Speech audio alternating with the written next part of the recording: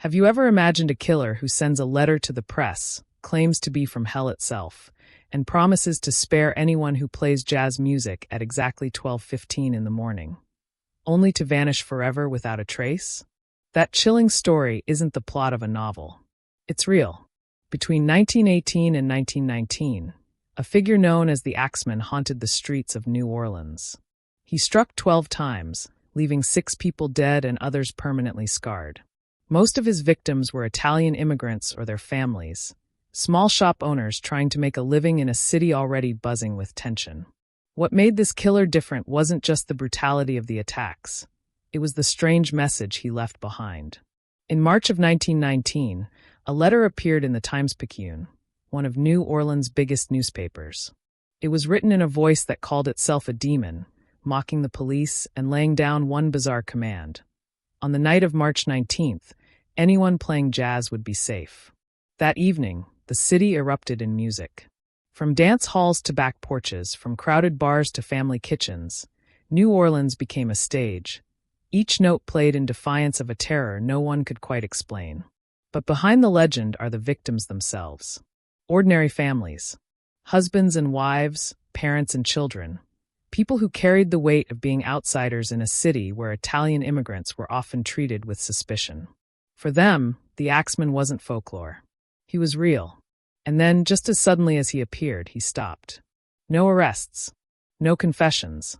No answers. So who was the Axeman?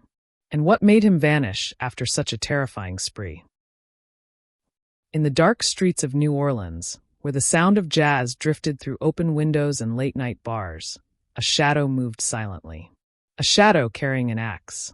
People would later call him the Axeman, but in the spring of 1918, no one had a name to put to the terror that began to spread. To understand why this case shook the city so deeply, we need to look at who the victims were and the world they lived in. At the time, New Orleans was a crossroads of cultures: French, African American, Creole, Sicilian, and more. Waves of Italian immigrants, many of them from Sicily, had settled there, opening small groceries and corner shops. These businesses became the backbone of their neighborhoods.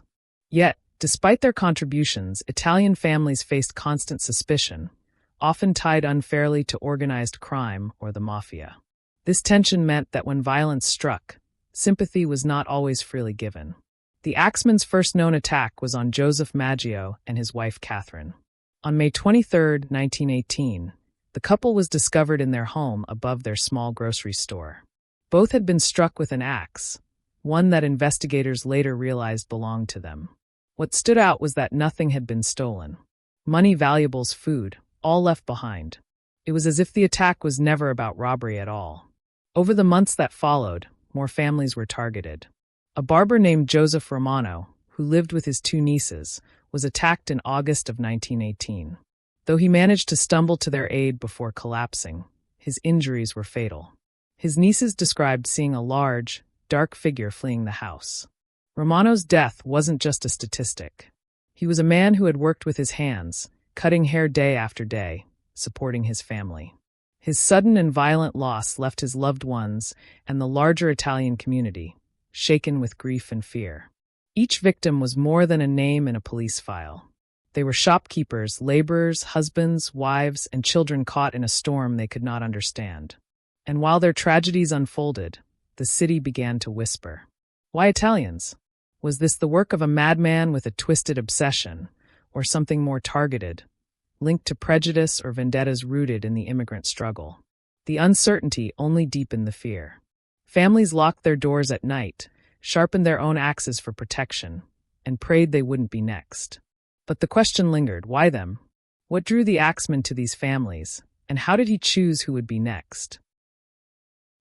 On the night of May 23, 1918, the nightmare began. Joseph and Catherine Maggio were discovered in their apartment above their small grocery store. Both had been struck down with their own axe, and while Joseph's brothers found them still clinging to life, the wounds were too severe.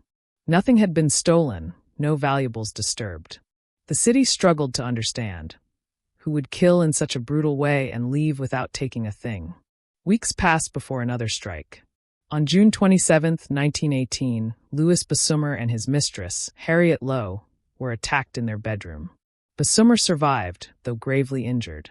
Harriet lingered for weeks before dying from her wounds.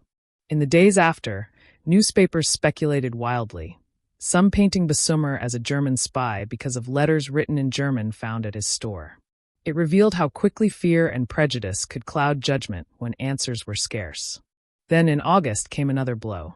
Joseph Romano, the barber who lived with his two nieces, was killed in his home. His nieces recalled a large, dark figure fleeing the scene. By now, the public was terrified. Headlines screamed of a phantom with an axe. Families barred their doors at night, yet still the attacks came. By March of 1919, panic reached a fever pitch. On the night of March 10th, Charles and Rosie Cortimiglia were attacked in Gretna, across the river from New Orleans. Both parents survived, but their 2-year-old daughter, Mary, was killed. Rosie, broken with grief, later testified in a confused state that their neighbor had been involved, though the accusation was never proven. The loss of a child underscored that this terror spared no one, not even the most innocent. And then, just days later, the story took a bizarre turn. A letter appeared in the Times-Picayune, dated March 13, 1919. Signed the Axeman. It declared he was a demon from hell, immune to capture, and he offered the city a chilling bargain.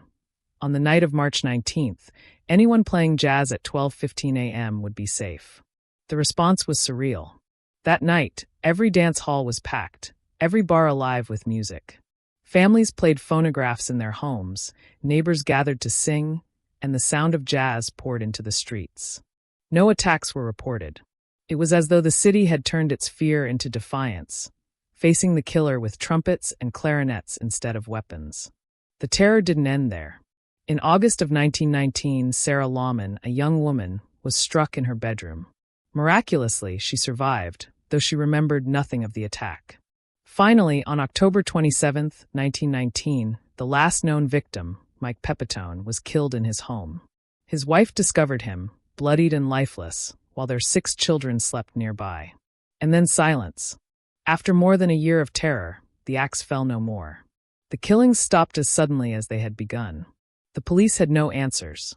The city was left only with scars and questions. Why did the Axeman end his spree? Did he die? Was he imprisoned for another crime? Or did he simply walk away into the night, never to be recognized again? Was the Axeman truly one man, a singular figure moving through the shadows of New Orleans? Or were there others? Copycats taking advantage of the fear already in the air? That question haunted investigators as much as it does historians today. The New Orleans Police Department, overwhelmed by the public panic, pursued hundreds of leads. Dozens of men were questioned, some even jailed temporarily, but evidence was scarce. In an era long before DNA testing, investigators relied on eyewitness accounts, fingerprints when they could be lifted, and physical clues at the scenes. Yet the Axeman left almost nothing behind. The weapon was usually the victim's own axe or hatchet, taken from the backyard or kitchen. Entry points were often doors or windows chiseled open, but the tool was abandoned after the crime. With no clear fingerprints and no consistent description of the suspect, the trail grew cold again and again. One theory emerged that connected the murders to organized crime. Italian immigrants, especially Sicilians, were often stigmatized as being tied to the mafia. The name that surfaces most often is Joseph Momfer, sometimes spelled Monfer. According to later accounts, Momfer was a small-time criminal and alleged mafia enforcer. In 1920, just a year after the Axeman's final attack, he was shot and killed in Los Angeles by the widow of Mike Pepitone, the Axeman's last known victim. Her name was often given as Esther Albano, and in her story, she claimed Momfer was responsible for her husband's death. But historians caution that the details are shaky at best. Court records are thin, and there is no firm link tying Momfer to the Axeman crimes. It remains more of a legend than a proven fact. Others have speculated wildly. Some suggest the Axeman might not have been one person at all, but rather multiple attackers whose crimes were grouped together because of their similarity. Still others pointed to mental illness, arguing that the violence and the bizarre jazz letter could only have come from someone unstable, perhaps even suffering delusions. And then there's the letter itself, published in March of 1919. Investigators examined it carefully, but without fingerprints or handwriting comparisons, nothing solid could be proven. The writing style, melodramatic and strange, has led some to argue it may not even have been written by the killer, but by a journalist or prankster looking to exploit the panic. In the decades since, authors like Robert Tallant, who chronicled New Orleans folklore, have added their own theories, sometimes blending fact and fiction in ways that make the truth harder to separate.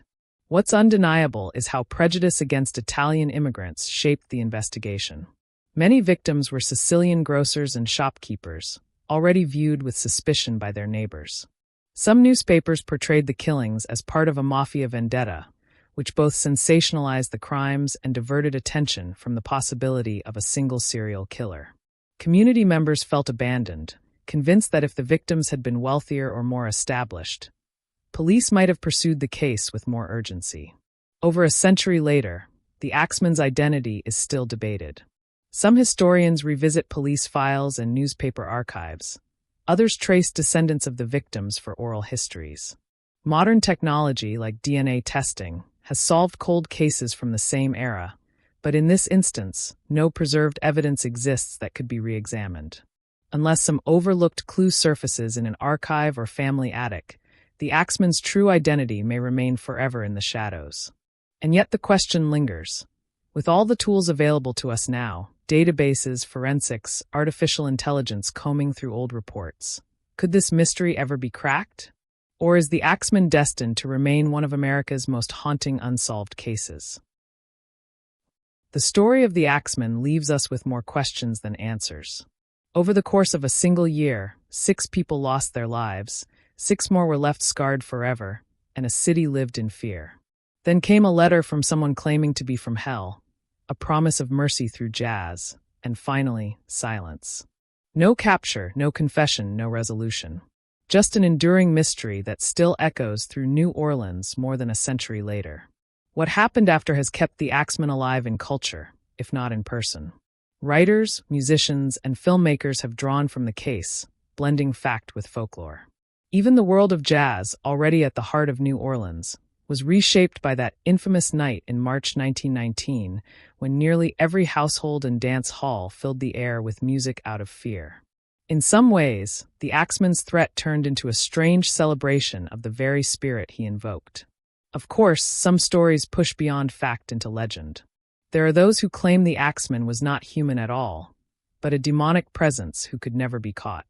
Those theories can't be proven, but they remind us how mystery feeds imagination, especially when the truth remains hidden.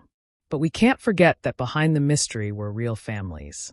People like Mike Pepitone, the final victim, whose death left his wife a widow and his children without a father. Or little Mary Cortimiglia, whose short life ended in a way no child should ever face. These were ordinary people whose lives were shattered, and they deserve to be remembered not just as names in a legend, but as human beings. So who was the Axeman? Was he a mafia enforcer, a madman lost in the crowd, or someone we will never identify? I'd like to know what you think. Share your theory in the comments. And if you've enjoyed this journey into one of America's most haunting unsolved cases, don't forget to subscribe for more stories like this one.